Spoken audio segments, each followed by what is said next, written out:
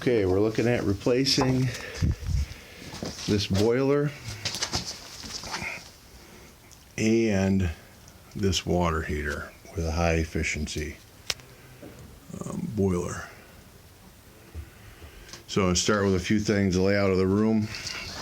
I've got measurements on the paperwork, but we got in this area, when you remove these two, you've got 5-6 feet easy to mount this on the wall.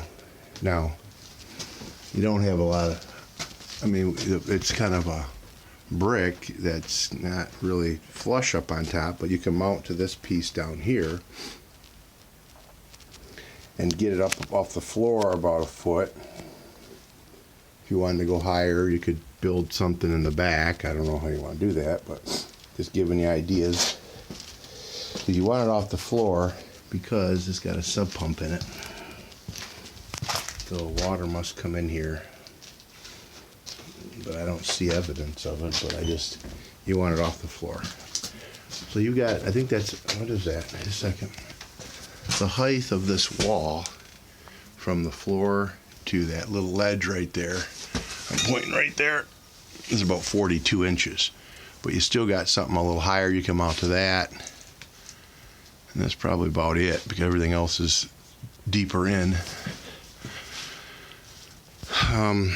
Furnace isn't grounded on its own circuit. It is grounded.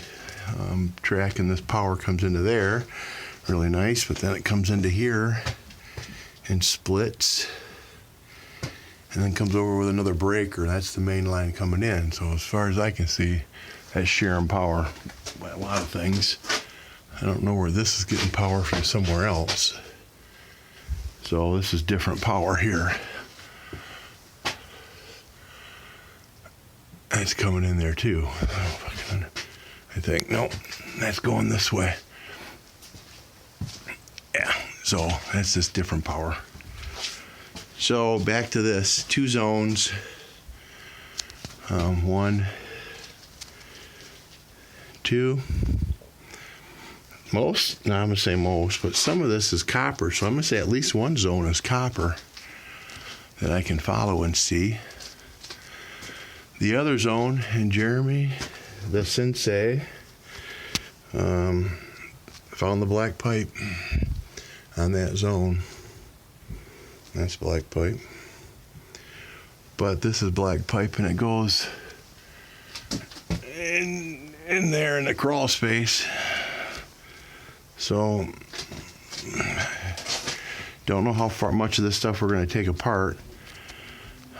A lot of all these water lines are galvanized, and it looks like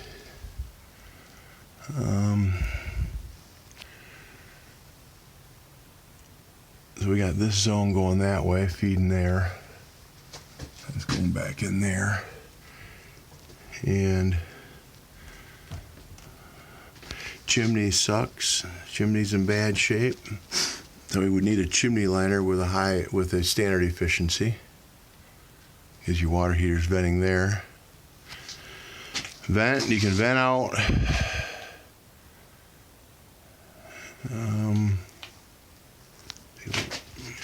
Yeah, that's the front of the house. You're gonna need a cement drill if you go that route. Probably need a cement drill if you go that route. So you've got 2 sides you can go to vent. But all these, there's a good access to the crawl space if we need to get in there. I'm going to show you upstairs where these 3 registers aren't getting any heat, but they're on a zone where other registers get heat. So, not quite sure what that is, but I made an assumption that we would maybe take some of this other stuff out when we go connect to the water lines. Shit back in here, just a mess.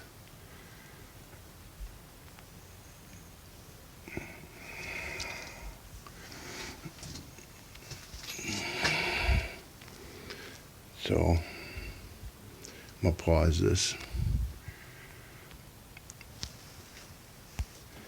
So we got 3 rooms right in a row that don't get heat, and we're not sure why. Mark thought that it would be there's a lot of air in the system. Could be that.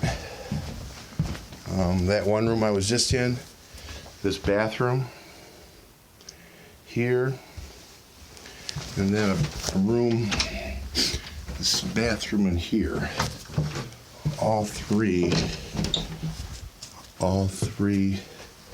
don't have heat. I'm not sure. There's a lot of galvanized in here, but there's some copper. Copper looks like it's feeding the radiator, which the copper is feeding the radiator. So there's a lot of copper in here, so maybe it's just says it needs to be burped. A lot of bleeders in here, which aren't needed anymore. So there's a radiator there too, which is kind of beat to shit.